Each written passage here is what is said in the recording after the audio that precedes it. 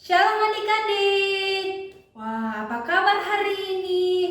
Wah, hari ini kita akan mendengarkan cerita.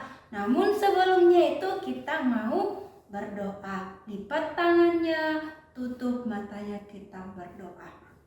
Tuhan Yesus yang baik, terima kasih untuk hari ini. Kami sangat bersyukur kepadamu karena Tuhan masih menolong kami. Saat ini kami mau mendengarkan firman Tuhan. Kiranya Tuhan menolong kami untuk memahami dan melakukan firman Tuhan. Tuhan Yesus yang baik, ini doa kami dalam nama Tuhan Yesus. Amin.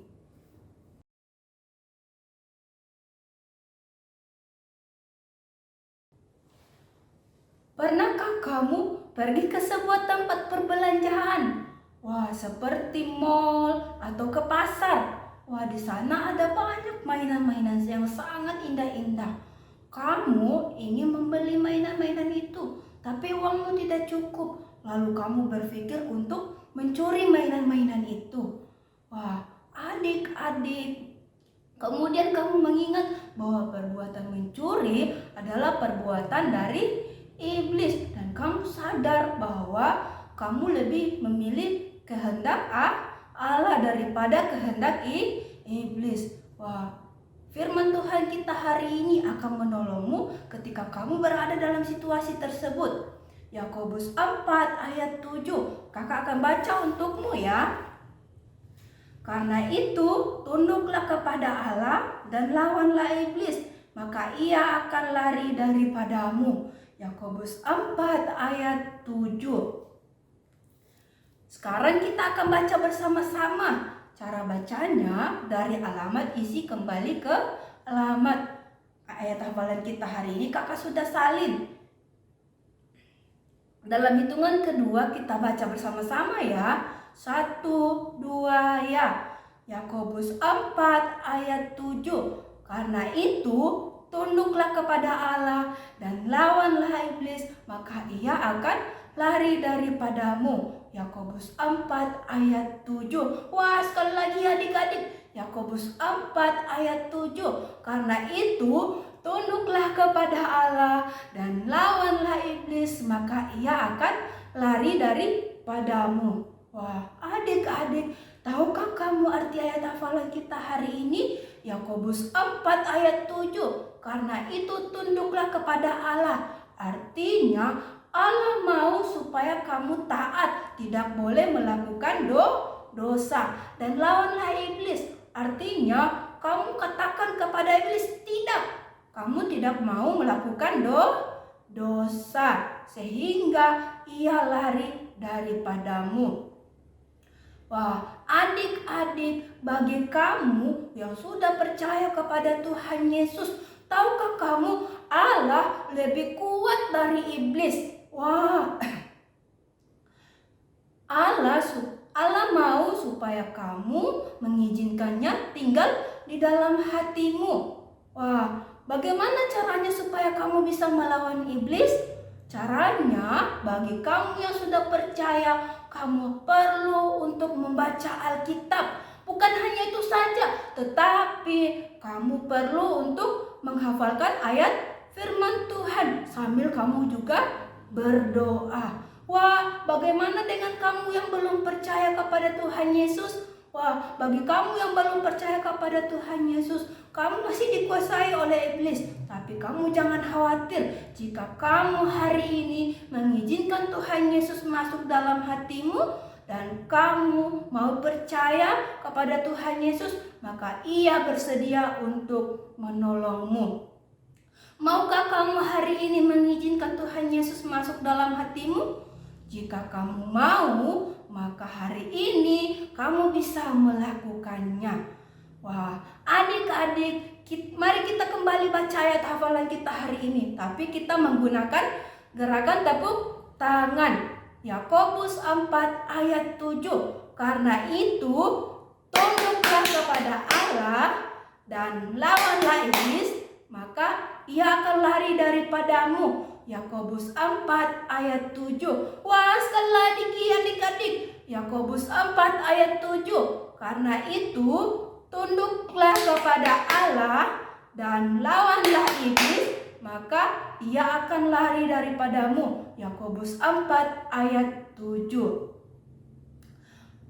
Sekali lagi adik-adik, Yakobus 4 ayat 7. Karena itu, tunduklah kepada Allah dan lawanlah iblis, maka ia akan lari daripadamu. Yakobus 4 ayat 7. Wah, adik-adik, kamu jangan lupa ya untuk menghafalkan ayat firman Tuhan kita hari ini, supaya Tuhan bisa menolongmu.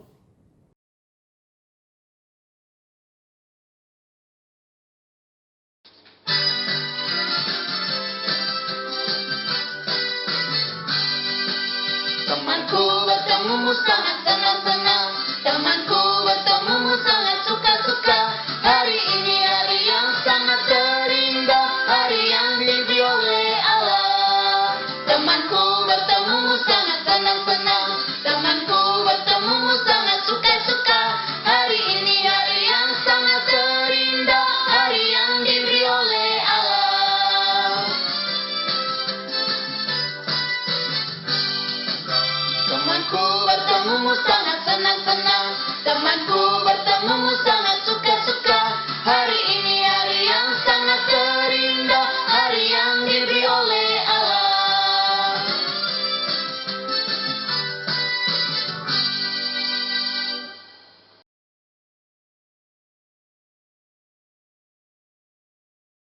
Apakah kamu sudah banyak menghafal ayat hafalan? Tahukah kamu betapa pentingnya kamu menghafal ayat hafalan? Menghafal firman Tuhan akan menolongmu menang melawan godaan iblis. Iblis sering sekali menggoda kamu untuk melakukan kesalahan. Jika kamu sudah percaya kepada Tuhan Yesus, firman Tuhan menolongmu untuk melawan godaan iblis. Tuhan Yesus memberikan contoh yang baik bagi kamu dan juga saya. Adik-adik, apakah kamu kenal Zakaria dan Elisabet? Elisabet adalah kerabat daripada Maria, ibu Yesus. Mereka sudah sangat tua, mereka menantikan anak lama sekali. Suatu hari Allah menjawab mereka, dan Elisabet, Zakaria mereka memiliki anak dan mereka memberi namanya Yohanes, seperti yang diberitahukan oleh malaikat kepada mereka. Yohanes bertumbuh menjadi pria yang unik dan ia memulai pekerjaannya di padang gurun, yaitu di sebelah sungai Yordan. Ia memberitahukan kepada orang-orang dan mengatakan, "Bertobatlah, sebab kerajaan Allah sudah dekat." Ia memberitahukan kepada orang-orang supaya mereka mengenal juru selamat.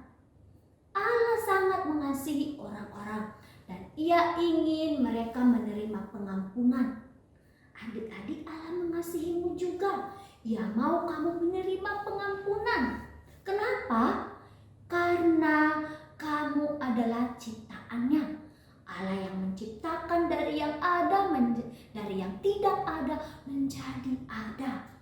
Ada padang rumput, ada gunung, ada bintang dan lain sebagainya. Allah begitu mengasihimu. Ia mengetahui pikiran-pikiranmu. Ia tahu saat kamu berbuat salah. Ketika kamu berbuat salah, ada hukumannya, karena itu adalah dosa. Upah daripada dosamu ialah maut, yaitu terpisah dari Allah selamanya. Allah begitu mengasihimu, ia membuat jalan supaya kamu tidak dihukum melalui anaknya Tuhan Yesus Kristus yang rela mati menggantikan hukuman dosamu. Di dalam Wahyu 1 ayat 5b mengatakan, "Bagi Dia yang mengasihi kita dan yang telah melepaskan kita dari dosa kita oleh darahnya." Tuhan Yesus mencurahkan darahnya untuk mengampuni dosa kamu. Ketika Tuhan Yesus mati, ia dikubur. Kemudian pada hari ketiga ia bangkit. Dan ia ada di surga sekarang, menyediakan tempat bagi yang percaya kepadanya. Adik-adik, Allah ingin kamu menerima pengampunan karena ia mengasihimu. Ia juga mengasihi orang-orang pada saat itu, dan Yohanes memberitahukan kepada mereka supaya mereka berbalik dari dosa.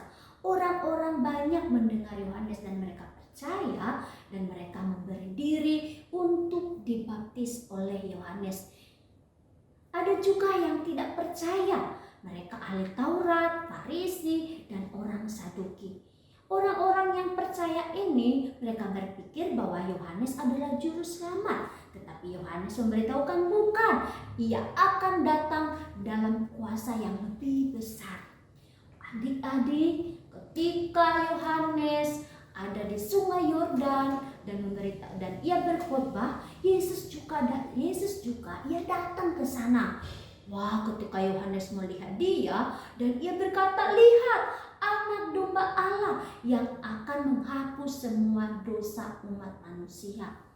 Wah, adik-adik, Yohanes tahu bahwa Yesus adalah anak Allah. Yesus datang kepada Yohanes dan ia ingin dibaptis olehnya.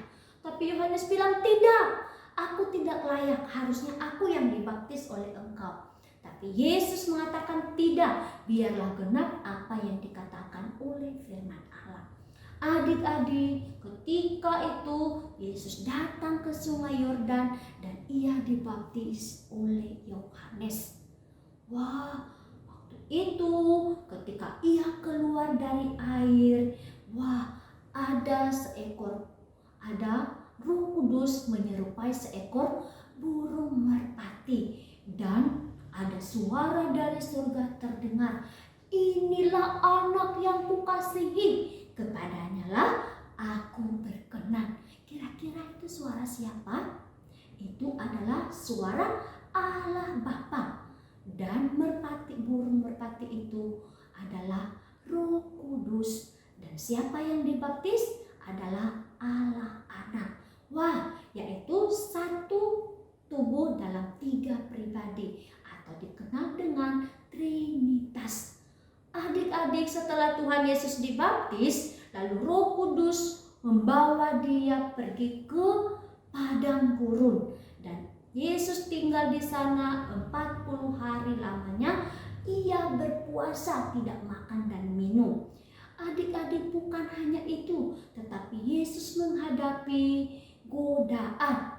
Wah, yaitu iblis atau setan, musuh Allah, mencobainya. Pada hari ke-40, Yesus sangat lapar. Lalu setan berkata, "Jika engkau anak Allah, ubahlah batu-batu ini menjadi roti." Adik-adik, apakah Tuhan Yesus tidak bisa mengubah batu itu menjadi roti? Ya, dia bisa, ia mampu, tetapi ia tidak melakukannya sebab ia hanya mau mematuhi Allah Bapa.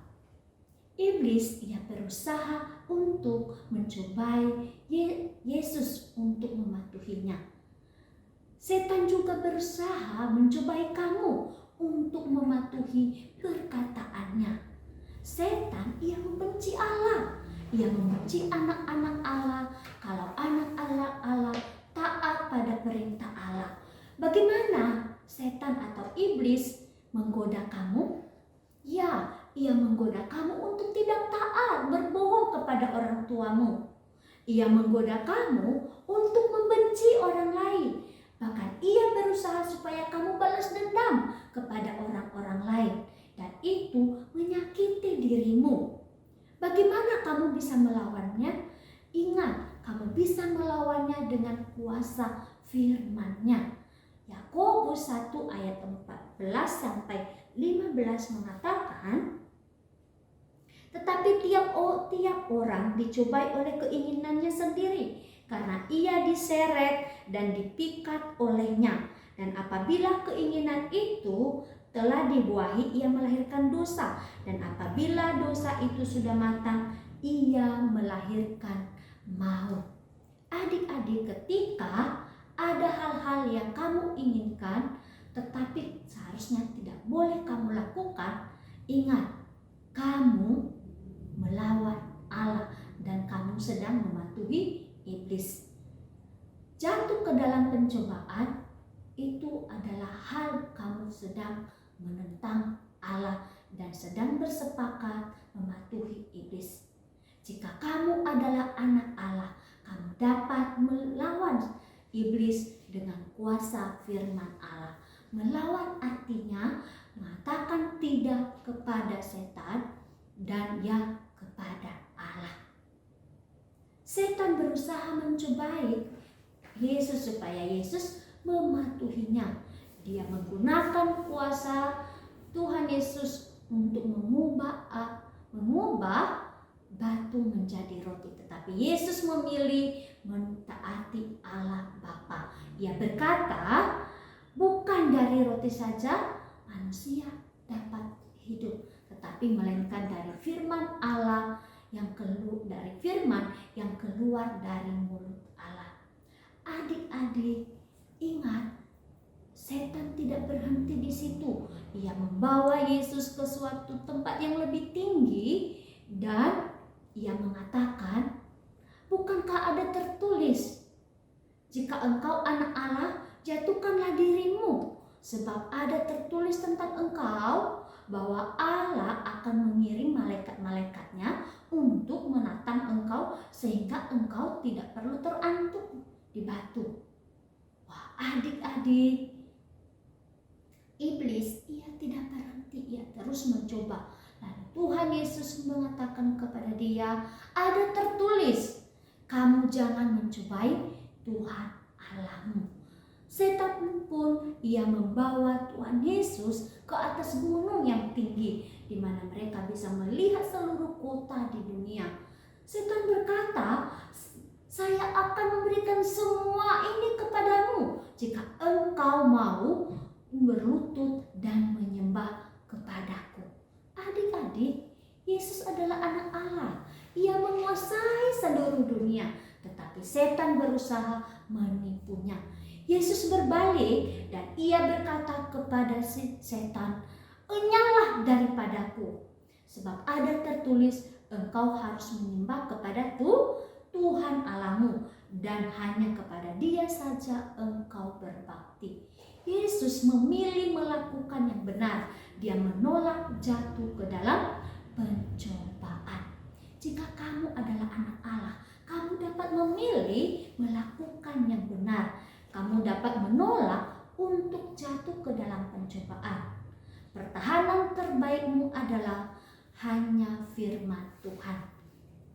Adik-adik, saat kamu menghafal ayat-ayat Alkitab, Allah menggunakan itu untuk menolongmu, untuk mengatakan tidak kepada setan. Ingatkah kamu ayat hafalan hari ini? Yakobus 4 ayat 7, karena itu tunduklah kepada Allah dan lawanlah iblis, maka ia akan lari daripadamu. Pertama yang perlu kamu lakukan dalam ayat hafalan kita adalah tunduk kepada Allah. Artinya kamu memilih mematuhi Allah saja dan lawanlah iblis dengan kuasa firman-Nya. Katakan tidak kepada setan, maka ia lari daripadamu. Ini tidak terlalu mudah, tetapi firman Tuhan berkuasa menolongmu supaya kamu tidak jatuh ke dalam pencobaan. Yesus ia melakukan yang benar, ia menolak jatuh ke dalam pencobaan. Yesus menentang setan dan melalui kuasa Roh Kudus ia meninggalkannya. Kemudian para malaikat Allah datang melayani Yesus dan mereka memenuhi kebutuhannya. Yesus melewati masa-masa sulit, tetapi ia melawannya dengan kuasa firman Allah. Jika kamu sudah percaya kepada Yesus sebagai juru selamatmu, kamu dapat melawan setan melalui firman Allah. Bila minggu ini kamu tergoda atau kamu jatuh ke dalam pencobaan, ingat ayat hafalan kita. Tunduklah kepada Allah dan lawanlah iblis, maka ia akan lari daripadamu. Jika ada hal yang menggoda kamu, tinggalkan. Jangan ada di situ. Atau minta Tuhan menolongmu untuk tidak jatuh ke dalam pencobaan iblis. Adik-adik, kamu bisa mencatat ayat hafalan kita hari ini. Kamu bisa memberi tanda kuning pada tunduklah kepada Allah dan tanda merah pada kata lawanlah iblis. Dan kamu bisa menempelkannya di kamarmu atau dekat tempat tidurmu. Bagi kamu yang belum percaya kepada Tuhan Yesus, kamu belum bisa mengatakan tidak kepada setan. Sebab apa? Yesus belum ada di dalam hatimu. Hal pertama yang perlu kamu lakukan, percaya Yesus telah mati untuk dosamu dan ia bisa mengubahmu dari dalam sehingga kamu bisa mengatakan tidak kepada setan. Firman Tuhan mengatakan di dalam Roma 10 ayat 13, sebab barang siapa yang berseru kepada nama Tuhan, ia akan diselamatkan. Adik-adik, maukah kamu diselamatkan hari ini? Maukah kamu dosamu diampuni? Dan Tuhan Allah Roh Kudus tinggal di dalam kamu sehingga kamu bisa mengatakan tidak kepada iblis. Kita berdoa. Terima kasih Tuhan Yesus yang baik. Kami bersyukur hari ini belajar bahwa kami perlu menghafal banyak ayat Alkitab untuk kami gunakan melawan kuasa iblis saat menggoda kami. Tuhan, tolong kami. Saat ini saya berdoa untuk setiap anak-anak-Mu yang mendengar firman Tuhan. Tuhan, tolong mereka untuk mengatakan tidak kepada dosa dan mereka mengatakannya kepada Engkau. Mereka menjadi anak penurut dan hanya takut kepada Engkau saja Tuhan. Tolong mereka, terlebih di situasi saat ini, mereka juga boleh melewatinya bersama dengan Tuhan. Berkati juga anak-anak-Mu yang mengambil keputusan percaya kepada Engkau hari ini Tuhan, supaya mereka bertumbuh di dalam pengenalan akan Engkau. Berkati dimanapun anak-anak-Mu berada, berkati masa depan mereka. Terima kasih untuk hari ini. Dalam nama Tuhan Yesus kami berdoa. Amin. Terima kasih adik-adik sudah mendengarkan firman Tuhan hari ini. Ingat, tetap berdoa, jaga kesehatannya, pakai masker dimanapun kamu berada, dan rajinlah cuci tangan. Ingat, pandemi belum berakhir. Oleh sebab itu, kamu tetap harus menjaga kesehatan. Dadah, Tuhan Yesus memberkati.